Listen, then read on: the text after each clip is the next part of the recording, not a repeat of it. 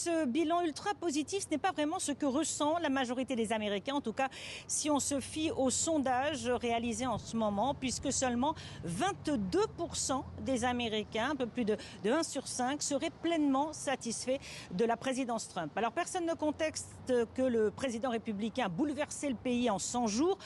Comme aucun autre président américain, 100 premiers jours beaucoup plus ambitieux encore que ceux d'il y a 8 ans lors de son premier mandat. Cette reprise en main autoritaire était nécessaire, estime 43% des Américains, mais elle n'était pas nécessaire, au contraire, même elle porte le pays dans une situation à risque, estime 6 sondés sur 10. En tout cas, tous les sondages indiquent une popularité en berne pour Donald Trump, un taux de satisfaction sous la barre des 50% en matière d'économie, et le dernier chiffre de la croissance américaine en baisse pour ce premier trimestre va alimenter encore les craintes d'une récession pour l'an prochain aux États-Unis.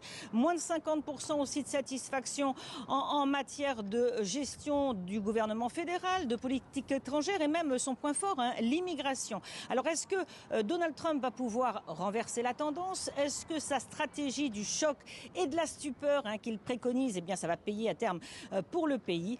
En tout cas, Donald Trump, les 100 prochains jours, indiquent les médias américains ici, seront cruciaux pour sa présidence.